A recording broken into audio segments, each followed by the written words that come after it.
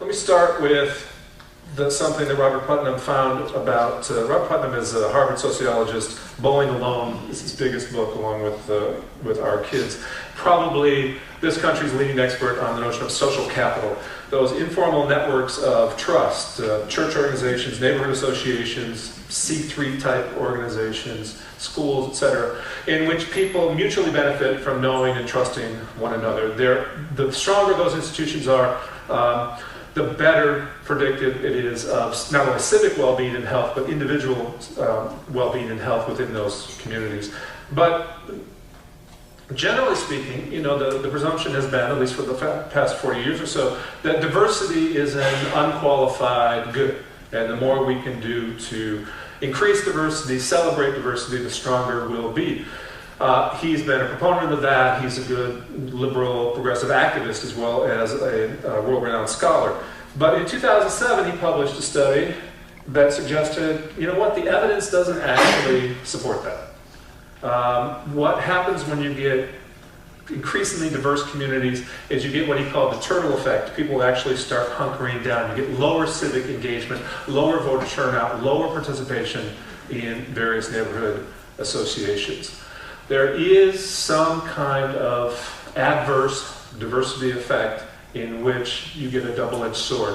Where on one hand, you do get, as Scott Page at the University of Michigan has written and pointed out, you do get better creative solving, you get more innovation. When you get diverse teams of people trying to solve a problem, you actually end up with more innovation. You get diverse groups of people living in and near one another. This is the largest study that's ever been done, and it's been corroborated any number of times since 2007. You actually get an effect that a lot of people don't intend, certainly from that, or often don't think of as intuitive. You get less neighborhood trust, less willingness to work together. All right. At some point, you look at that, you look at the history of race relations not only in this country but across the world. You wonder to yourself, I don't know about most of you are, not quite my age, but maybe you're getting there.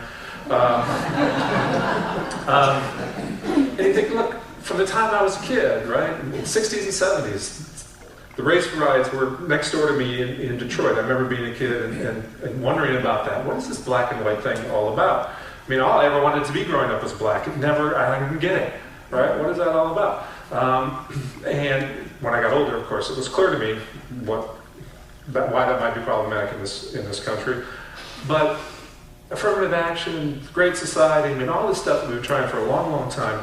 At some point, you just pull back, and because I'm so highly philosophically trained, I pull back and ask myself, why might that be the case? Well, it turns out philosophy is not terribly helpful, but science maybe. So here's some of the most recent stuff coming out of Paul Bloom's infant cognition lab at Yale. Now, Yale is not Harvard, but still, it's not a bad school.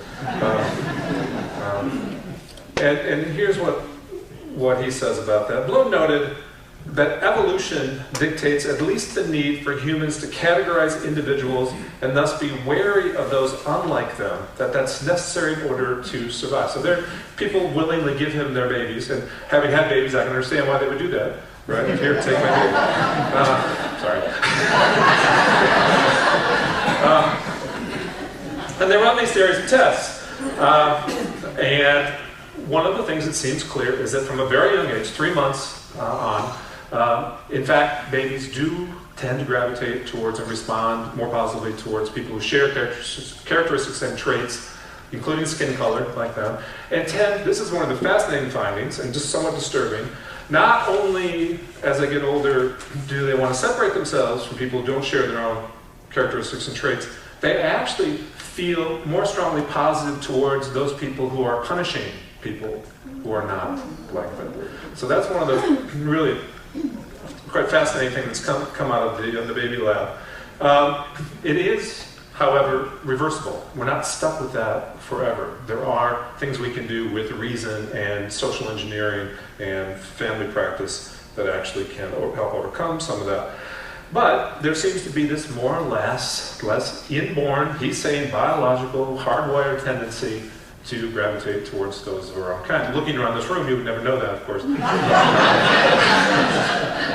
Sorry, cheap shot, but it's of course true at Grand Valley as well. Look, so I teach mostly in the MBA program at this point, and there are maybe on average 18 to 20 students in these graduate ethics classes. They are overwhelmingly white. They're overwhelmingly from more or less privileged backgrounds. 21% African-American population in Grand Rapids. I'm not suggesting that Grand Valley should have a 21% African-American attendance rate, but we're at about 5%. It's not great, and it's been that way for a long time. So, all right, there's a natural tendency. This is something that is perhaps vestigial, right? Like the tailbone or wisdom teeth or camping. There's no reason for any of these things to exist anymore. But nonetheless, they still do. They're inexplicable in some ways.